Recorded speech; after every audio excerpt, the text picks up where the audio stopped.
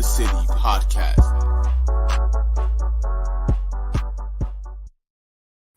Hey, ladies and gentlemen, welcome back to another edition of Keys to the City. I'm your host, Trevor Keys, alongside the big brother, Ted Keys. What a weekend we got for you. It is statement weekend in the NFL Week 6, and let's even say college football. My God, if you are a football fan, you are in for a special treat. No, not Halloween treats. No, you're in football. You're getting some treats from football, from the game of football. But you can also check out Keys to the City on social media platforms, Twitter, Instagram, Spotify. Follow or subscribe or listen on other audio outlets, Keys to the City, as well as Facebook.com. Like I said, a huge weekend in the NFL for many, many reasons. Division races. We got a huge Sunday night football game for a lead in the NFC East. Conference supremacy. Two alphas of the AFC conference duke it out. And then you got a team that's just trying to get respect from the league and their peers. And that's how we're going to start. We're going to start with, trust me, we're going to talk about the Philadelphia Eagles-Dallas Cowboys game. Jalen Hurts, is this a game that makes him a franchise quarterback? And then we'll talk about the Chiefs and Bills. Are we really just destined to see these two teams go again? And we got the New York Yankees right now live as they are playing the Cleveland Guardians 2-2 right now with the bases loaded. So Ted better give me the update as we are going on. But let's start off with our New York Football Giants, one of the teams that most surprising coming into this league this season. Not many people had high expectations of the Giants. I think many Giant fans expected, let's just see growth, development, and progress going into the future. Well, through the first month, it's been more than what we could expect. And one of the main reasons, just like the Baltimore Ravens, has been because of two players. Two of the maybe odds-on favorites right now. Two being the MVP, Saquon Barkley and Lamar Jackson. We know how great Lamar Jackson has been since coming into this league, winning an MVP. We know how great Saquon can be when healthy, and he is really putting it all on display this season. But Ted, you look at these two teams. One's 3-2 coming into MetLife Stadium. One's 4-1. You look at it, I know people might say, oh, this is an easy question because it's a quarterback-driven league. I get it, Ted. But when you look at this matchup and you look at how these two teams have been playing, it's all because main reasons could be because offensively, specifically, it's because of Lamar Jackson and Saquon Barkley. So, Ted, who is more important right now to the team's success? Is it Saquon or is it Lamar Jackson? So I was doing the research today, and we were talking about it. I was like, okay, I got to come up with an answer. I can't be the guy that goes, I don't know. Listen, my gut was telling me Saquon because I'm a Giant fan. That's what I want to hear. He literally, I think about what the Giants have in offense. They don't have anyone except for him. Go look at the guys on receiver. Oh, yeah, you don't know who the guys are that play receiver because they're not anyone that anyone knows. They're not even in your fantasy football league because they're not even on the roster because most of them are practice squad players. But it's Lamar Jackson. It's Lamar Jackson, and for me, it's a runaway because of the importance of a quarterback and what he means to that Baltimore offense. I guess they got out of the inning. Sorry, out of the inning, Yankees. All right, looks like you can turn that TV off, Yankees. That's what the Yankees offense has done. Just turn them off. Sorry, if people are wondering what the hell I'm doing, looking around, it's just typically Yankees. We got the New York Yankees. I got huge Yankee fans. I'm caught. So here's what I have to say. Going back to the question, it's Lamar Jackson. It's a runaway for me. It's because the importance of the quarterback in the NFL league. Because I think about everything that the Baltimore Ravens are. They are Lamar Jackson. There is no other weapons. Yeah, you got Mark Andrews, but who's throwing them the ball? Who's scoring? They don't win a game without Lamar Jackson. You think about the games that they have lost. The only reason why they were even a chance was because of Lamar Jackson. The Miami game, Lamar Jackson had one of his best games ever. Lamar right now, and this was something I wrote down, which talks about Lamar's impact as a team. He's 12-0 against the NFC in his career, but he's the only quarterback in the league ranked top 10 in both touchdown passes and rushing yards. Leads his team in rushing yards. Has 12 touchdown passes. He's Mr. Everything for them. And if you go back to his stats, he's actually having a much better season right now at this point through week 5 than he had in his 2019 MVP season. Listen, I want to say Saquon, but it's still a running back. It's still a running back. I get it. He's leading the team in receptions and rushing and all this other stuff, but it's Lamar Jackson, bro. The whole offense is based on Lamar Jackson. That's what the offense was made for, Lamar Jackson. He's your leading rusher. He's their leading passer. If he could catch the ball to himself, he would. And what speaks volumes too, and this is probably going back to what his representation is, this Baltimore team is not a typical Baltimore Ravens team. When you say Baltimore Ravens, first word that comes to your mind is defense. Well, their defense is awful. I mean, you can go into every game this season. They could be 0-5 if it wasn't for Lamar Jackson. Look at last week's.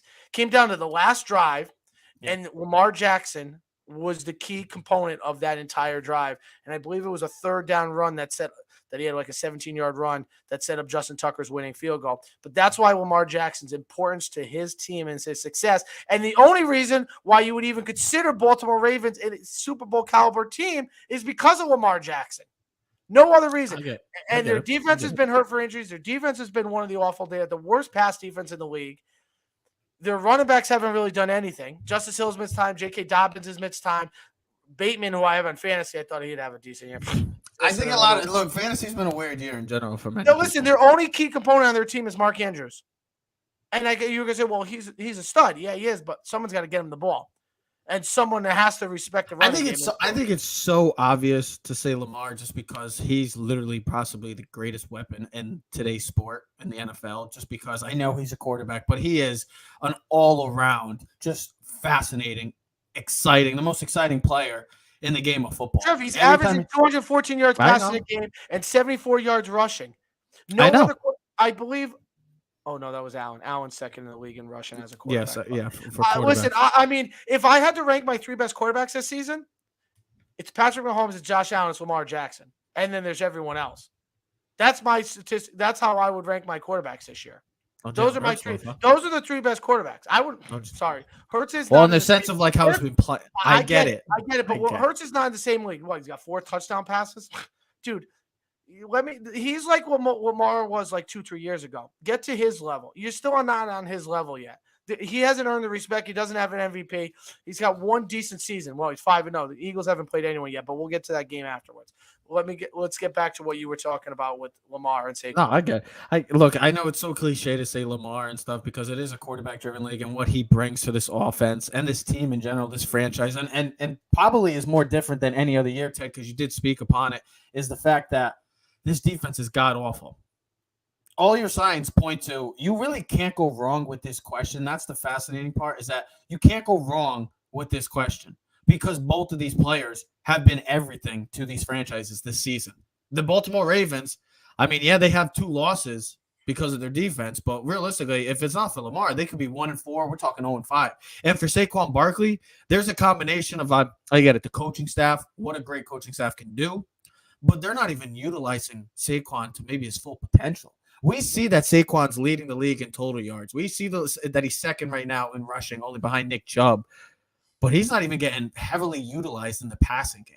I know last week, the moment that he went down against Green Bay, and people say, well, they still scored. I get it. They went on a 15-play, 91-yard drive, and big part two. Yeah, but that's not a typical. I get that's not a typical. That's not reliable. 60 minutes. I get that, and that's a big part of Daniel Jones making great decisions last week. And he's been. Look, we've been bashing Daniel Jones for some time, but he's given us points that we're saying, hey, you know what? Not a lot is to blame on him. There's been decisions that he's made so far in the past couple of weeks. We're like, hey, he's doing all right. We can work with this. He's displaying his talent. I think Brian Daboll's done a hell of a job with the limited weapons that this offense has had. I just want to know what this offense would really be without Saquon Barkley. I know it's so easy. What would Lamar and the Baltimore Ravens look if they didn't have him? I get that, but it's so cliche. You can't go wrong with either one. I'm going to go with Saquon Barkley. I just think this offense has been so bad, especially that passing game has been so. But thank God for the Chicago Bears, because if it wasn't for the Chicago Bears, the New York Giants would be dead last in every passing category, or at the bottom of the league right now. The 31st in yards per game, 154, 26th in completion, 17.8, 29th in pass per attempt, 6.4, 31st in yards per completion, 8.4, and 30th in passing first downs per game. So this passing offense has been anything but the Buffalo Bills. Dude, it's been dreadful. It's been dreadful. And we haven't even heavily used, like I said, Saquon's talents. I mean, he's on full display this year. And I know it's a contract year, but he's been on full display. And we saw just a glimpse of what he can do when you get him the ball in the passing game. I mean, making people look on skates. I'm going to go with, and I know it's surprising, I'm going to go with Saquon Barkley. Because I just think with this offense, how dreadful it's been at times, and I know the offense second half, this team specifically in the second half, they're outscoring the point. It's 57-22. This is a second half football team. Saquon Barkley, I mean, other than the quarterbacks like you just named, Ted, Mahomes, Allen, Jalen Hurts, Lamar Jackson for MVP, the next guy, with the exception of Cooper Kupp, is probably Saquon Barkley without question. I mean, it's an easy answer for me. In the sense of MVPs, like not skill player, not quarterback, Saquon Barkley would be number one in my book. And I just think that it's going to be, if Saquon Barkley, 26, gets it going again, I think the Giants could be always in a successful point of having a victory. I get the same thing. Someone's got to get him the ball. I get that. And the same could be said about Lamar. So you really can't go wrong with this question. I know that it's why would you say Saquon over Lamar? It's a quarterback driven. I get it. I 100% agree. No one's wrong on this question. I just wanted to really see who would we take. And I can revert. I love both of these players. I love Lamar Jackson. I'm a huge fan of him. I think he's a superstar. I think he's a stud. Did you see Baltimore's idiotic that they haven't paid him? The Giants going after Lamar? I mean, they have the cap next year. He would fit Dable's system perfectly. I'm just saying, you can't go wrong with either of these players. Both of these teams. There's a reason. That'd be awesome. There's Lamar and Saquon.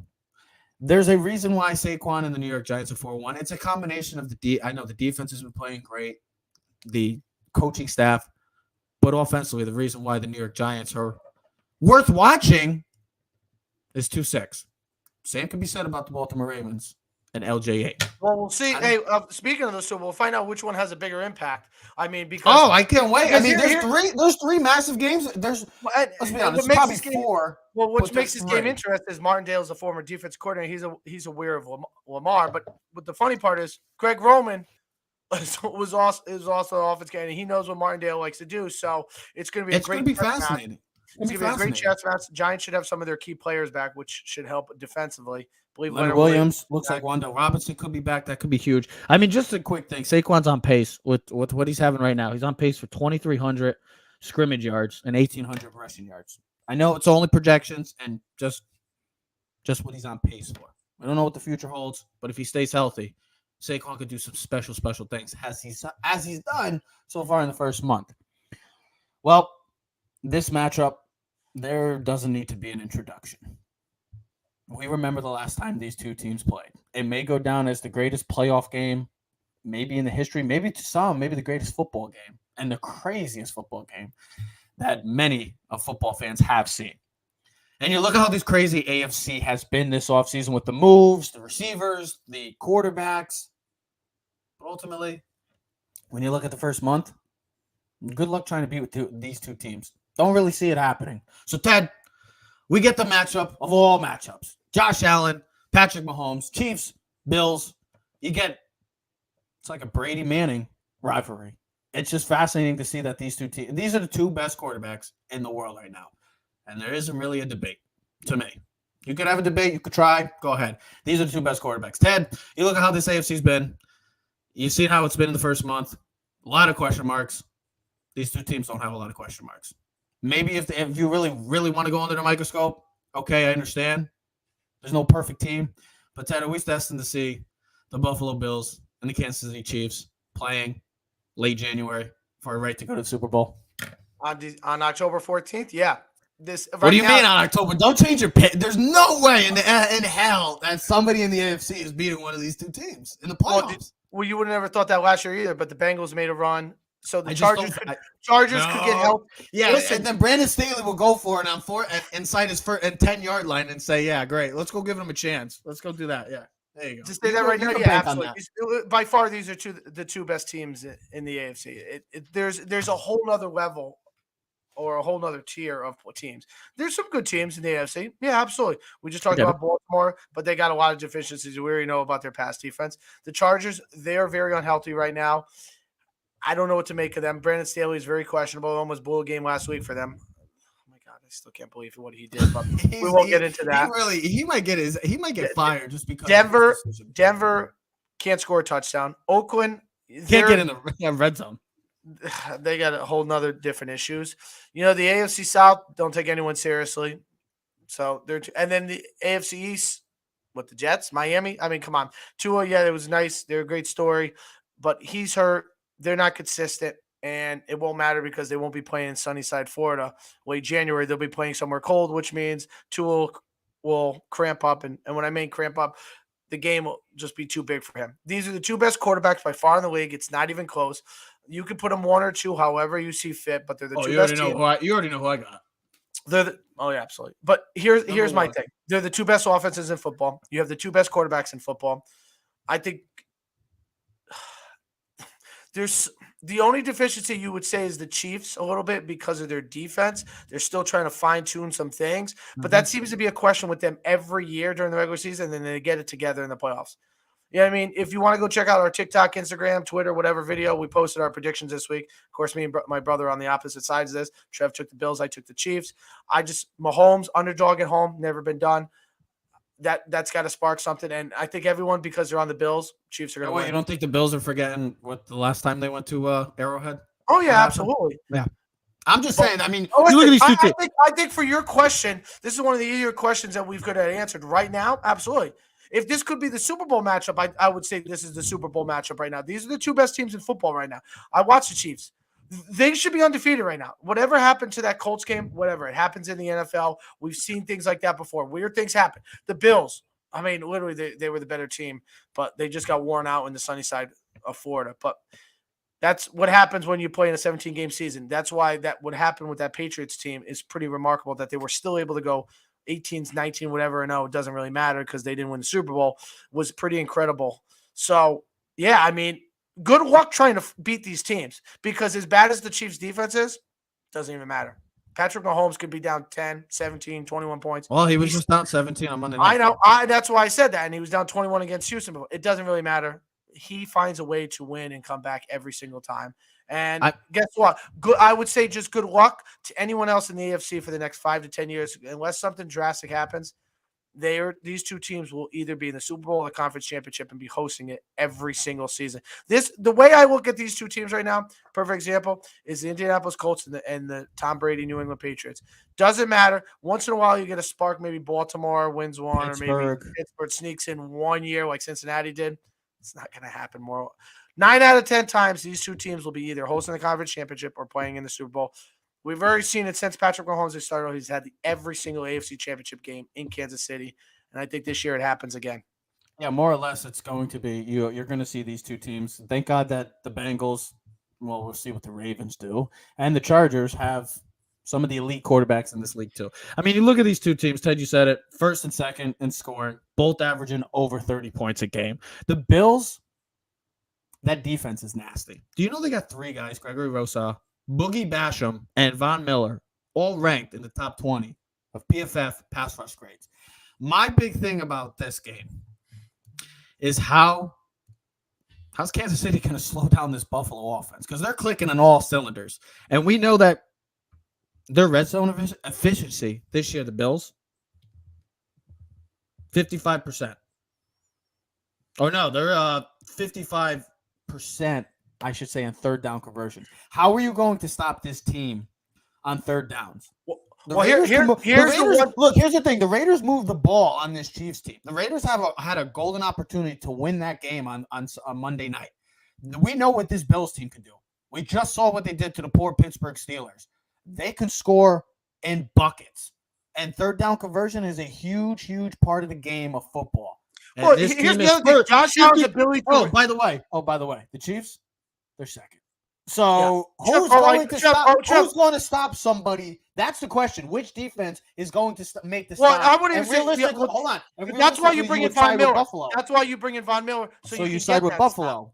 More realistically, you're siding with Buffalo because of the defense, whereas Kansas City has, like you said, the more question marks, the holes that they're still trying to fine-tune things, where the Bills...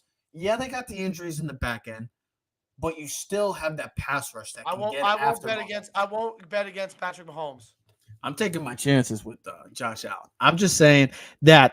Oh, by the way, the Bills tied first in takeaways, already 11. The Chiefs don't get turnovers. I have 4. I only have 4, 26th in the league. So this Bills team, I think the big question going into this game, yes, it's a very simple question. The Chiefs and Bills will be destined and will be playing once again in the postseason. Third time's a charm, though. We've heard that saying before. Third time's a charm. We know what this series has been the last 5 games. 3-2, leader of the Chiefs, in favor of the Chiefs. 2-0 specifically, more importantly, in the postseason. Third time is a charm. I'm just saying this Bills team, is like everything we expected them to be in the preseason. I think it's more surprising, and I hated the fact that people were almost doubting Patrick Mahomes, which actually makes me laugh. Hold on, which I get it. No. I'm just looking like, because they don't have Tyreek Hill. Like, but Patrick Mahomes is supposed to be like Patrick Mahomes, right? Like, that's my question. And that's what I'm saying is that we almost discredited Ted. Rizzo the greatness. Just the ball. Did he? Oh, you're watching right now. Okay. I got it on the phone right there. Second and third. I'm trying to look at it too. I'm trying to watch it too. I got the phone set up on StreamA, so it's second and third right now. 2 outs. Rizzo. Oh wait, you got to get in front of the ball. You got to find the ball. Use your chest. What are you doing? What are you doing? What are we doing? But that's what I'm trying to. Ground ball. Nice play, Donaldson. First base. All right, here we go. Bottom of the ninth. Here we go. Well, let's continue as the Yankees go into the ninth. Bottom of the ninth, have a chance to walk it off and go up 2-0 against the Cleveland Guardians, heading over to Cleveland. My big thing is, like I said, is Kansas City going to be able to stop this Buffalo high octane offense? Like that's what it comes down to me, because this offense is clicking all cylinders. The Bills have is they struggle in the red zone this year. I was looking at their stats. They're 21st in the league in the red zone. Yes, I saw. That's what I was going to say. I think 18 red zone possessions. They only have 10 touchdowns. So, well, the good thing is about that, the Chiefs third. Something's got to give in this game. Oh, absolutely. Listen, this. I'm pumped for this game. I mean, the Bills because the Bills want. Everything stems back to last year. And of course, the last 2 seasons, the Bills. Hold on, the last 2 years, the Bills season has ended in Kansas City. Mahomes has he's 3-1 against Josh Allen in his career. Mm-hmm. He's an underdog for the first time in his career at home. He's a 3-point underdog. There's so much for the Bill in this game, because you almost feel like, especially for the Bills, you want that number 1 seed. You want everyone to come to Buffalo in January, because no one wants to go to Buffalo, and the other big thing that we talked about the last couple of years was that number 1 seed, the importance of it, because if you're the 2 seed, you're playing on wild card weekend. Yep, so everybody is. Doesn't mean you can't win. Doesn't mean I think a team would go into Kansas City or Buffalo and beat them in wild card weekend, but it's just an extra game that you have to play, where now you just sit home and rest and you wait for the weaker opponent. I agree. I mean, this game, we already know what the stakes of this game are. The winner of this game has firm control, I should say, of that AFC standings. Something's got to give. Both of these have been the last game will go down as one of the greatest of all time. We're going to see how this game shapes up. I wanted to just ask you, would you have preferred this to be the Sunday night game? I mean, yeah, but honestly, it really doesn't matter to me. At the end of the day, considering the matchup, especially now that Dallas has won again and Philly is undefeated. And here's the other thing. As great as that matchup is, right? And here's what I've seen. The throne, where we thought Aaron Rodgers and Tom Brady, the king of the leagues and whatever, that little dumper that we had of a game, 14-12 or whatever the score was, and such a boring game. This is where it's at now. This is the game. This is the game every year. This is the Peyton Manning, Tom Brady game that you look forward to every year. What I would say to this is it took to 2006 for Peyton Manning for them to finally win and get over the hump. This is a significant game too for the Bills to win, because if they lose again, you just wonder in the back of their minds, it's like, damn, can we beat them? So, yeah. But listen, it's interesting, but no, I have no problem. Eagles, Dallas, rivalry, NFC East. I mean, the billing is already, DeMarcus Lawrence has already come out and started talking junk. Who's Jalen Hurts? Who's he play? And I get it. Who's Jalen Hurts? Really, what has Jalen Hurts done? He hasn't done nothing. He hasn't proved himself anything. He's had 5 games or 5-0. Who have they beaten? It doesn't really matter. It's like the same with people that these are the games that matter. I 100% agree. But it's kind of like with the Giants. You got to play who's on your schedule. And if you're winning so far, you're winning. And the Philadelphia Eagles are the lone team in the NFC right now, or in the NFL currently, that is undefeated. And that's a credit to them. That's a credit to the balance that this team has, but it's a credit to also their quarterback right now. And I know that he was in a playoff game last year. I get that. And he made it. And to be honest, Not many people expected the Philadelphia Eagles to make the playoffs last year, but they did. They ended up getting to the playoffs. They didn't get any farther, but they got there still. Now the pressure was on all of them coming into the season. And I've been saying it. The biggest question mark coming into this season for the Philadelphia Eagles was their quarterback. I don't really see any issue right now with how he's been playing. So, Ted, when you see this game, you see what Dallas has done. This ferocious defense against I'm getting the reaction. That's beautiful. I'm getting the reactions. We're not talking about the Ted. Bad call. Well, stay focused. Let's stay focused and we'll keep watching the game, but stay focused as well. Struck out again. Judge? Bader. Oh, God. Judge is coming up. Walk it off. Send it home. My thing about this. 5 strikeouts. What's that? Oh, my God. He's up. I know. My thing is, hold on. I'm listening. My thing is, this offense has been legit. This running attack has been a legit. There's a reason they're 5-0. There's a reason why many people have them around the league as the best team in the league, if not one of the top 2 or 3 teams, other than the Bills and Chiefs. Ted, is this the game to you that makes Jalen Hurts a franchise quarterback? And I know people say, well, he's playing already as a franchise. I get that. But you said it, Ted. No, he's not a franchise quarterback until you get the big-time contract. That's when you know you're a franchise-time quarterback. But what about wins like this? This game doesn't make him a franchise quarterback, but this puts his kind of stamp of approval to the NFL, to the crowd, and everyone outside of Philly that he's can and should be their legit number one for now and to the future. For me, that's what he represents. Not franchise quarterback, but there's an expectation, too, that he should win this game because he's going against a backup quarterback in Cooper Rush. And their defense, actually, I think if you look at the rankings, I think Philly's defense is actually ranked higher than Dallas. But even though, listen, Dallas's defense has been phenomenal. The only defense, to me personally, the only defense that's been better is San Francisco. Buffalo hasn't. So here's I wrote down some stats just to kind of back up my thought process. Okay, Cowboys defense 85 pressures this season, best in the league. 20th, second in the league in sacks with 20, only behind, of course, the 49ers. So what I wrote down was this: Dallas's pass rush rate was first at 56%. Eagles' pass blocking rate was 7th. Now, what worries me, though, is you look at their Philadelphia Eagles injury report. 4 of their 5 offensive linemen were on the injury report this weekend. So I don't know how much that will play into a factor on Sunday. We won't know until we watch the game on Sunday. But he's going to have to win the game in the pocket. He's going to have to be able to throw the ball. I get he's going to be a runner. But I feel like Dallas's athleticism on the outside with Parsons and DeMarcus Lawrence and Van Der Esch and the guys that they have on the outside can be able to keep Jalen Hurts contained in that pocket. He's going to have to prove that he's a real quarterback and he's not just, how do we say the word? He's not just a runner who plays quarterback.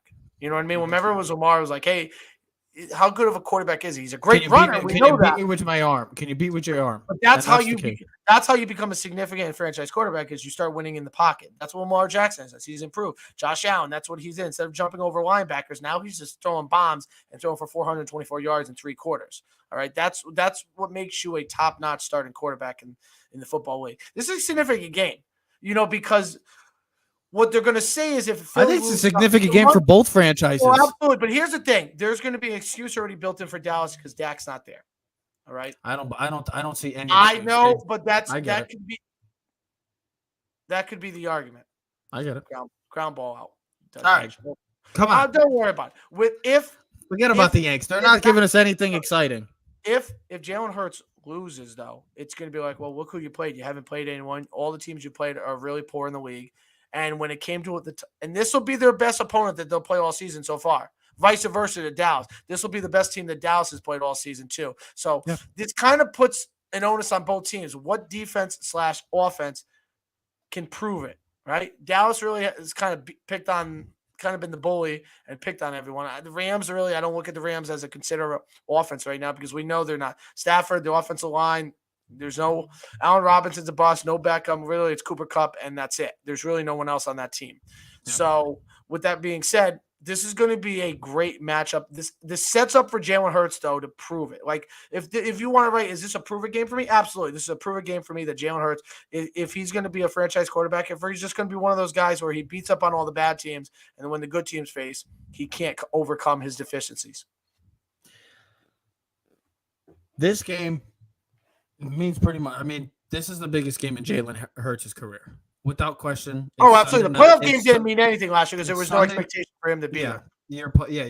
you got there, and that was the start of something great brewing for the Philadelphia Eagles. But this game, national televised game, Sunday Night Football. The world will be watching. The country will be watching. The Dallas Cowboys, the Philadelphia Eagles. A hated rivalry. A lot of junk talk or trash talk, I should say.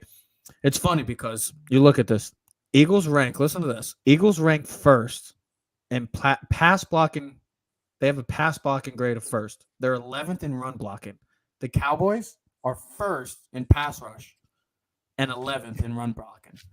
So this is going to come down to the ultimate game that we always like to say, the obvious. This is going to be a battle in the trenches. Which offensive line, specifically, which side of the ball is going to be the difference maker? Is it going to be that great pass rush of the Dallas Cowboys, or is it going to be against that great offensive line of the Philadelphia Eagles? By the way, when Jalen Hurts is passer rating, when he is pressured and blitzed, it's not very good. It's not good at all, actually. Not too good, huh, Bob? No, his passer rating is 66.4 QBR, I guess. Only Kirk Cousins and Mac Jones have a worse passer rating. That ain't good, huh? That's not good. So something's going to have to give for this game. Not too good, Doc. Well. It ain't looking too good for him, Doc. But you did say the Dallas Cowboys pass rush, they get after him. Pressure rate 42% when blitzing and over 50%. And they still are first when they don't at almost 40%. So this team gets after you. They make your life a living hell for 60 minutes. Something's got to give about this Philadelphia rushing attack. Miles Sanders, how do you get involved in that? Kenneth Gainwell, how do you get him involved? A.J. Brown. I want to see A.J. Brown have a big game like he did against the Detroit Lions, against Trayvon Diggs. Get your number one receiver involved, heavily involved. This is going to be a toss-up game because we don't know what the Dallas Cowboys really are. All we know is that their defense is legit, but that offense has question marks. How will Cooper Rush play? And then the Philadelphia Eagles, I know they're 5-0, but a lot of people are not buying into them, just like the Pittsburgh Steelers a few years back, just like the Arizona Cardinals last year. Usually it's the last team that's undefeated in the league. If it's not named the Kansas City Chiefs, not many people buy into you. Well, this is a game for both franchises to really say, hey, we're in it for the long run. It's a fascinating weekend in the NFL. And I know we didn't really get into the college football world, but if you're a college football fan, Pac-12 is going to have a huge game coming up next week, UCLA and Oregon. You got the SEC top 8 matchup, Tennessee and Alabama. You got a huge Big 12 matchup. You got a huge Big 10 matchup. There's so much great football. If you are a football fan, if you're a sports fan. Did you mention the Pac-12 game too? Pac-12 is UCLA and Oregon, right? USC and Utah. USC and Utah. Yes, so there's a huge game in all. Think about this weekend. You got Utah, USC. We're going to get to see a real good opportunity from USC. Penn State, Michigan in the Big Ten. At 12 o'clock, huge game in the Big Ten implications. SEC, 3:30. You get 2 3:30 games. You got TCU coming off a huge win against Kansas, against Oklahoma State, and then you get Alabama against Tennessee. Oh, my God. What a football weekend. I was about to drop an F-bomb right there. I'm so excited for this week. I'm like, what an effing weekend. But even baseball playoffs are just great. But this football weekend, NFL, you get the New York. We didn't get to talk about the Jets and Packers, but the Jets and Packers, huge game this weekend too. How does Green Bay bounce back after a disappointing defeat last week to the New York Giants? Do the New York Jets continue to take flight and roll off this momentum, or are they going to be the same old Jets? And then, like I said, 1 o'clock, New York Giants, Baltimore Ravens, 4:25, Bills, Chiefs. Get it. And then the Sunday night football game, Dallas Cowboys, Philadelphia Eagles. Can't ask for much more, as this is without question the biggest weekend so far in the end. Get bags out, get comfortable on your Get your wings, get whatever you're happy with, your happy food, get some drinks your involved. wife and your kids to take a hike and get busy. And even college football. If you're a football fan in general,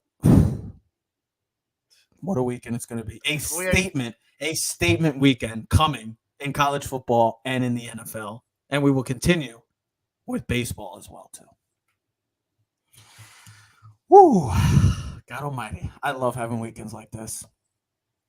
a lot's going to give. A lot's going to say. We'll see what happens. We are Keys to the City. You can check us out on all social media platforms, Spotify, YouTube. Follow, like, subscribe, and listen at Keys to the City. We'll see you next episode. We are out.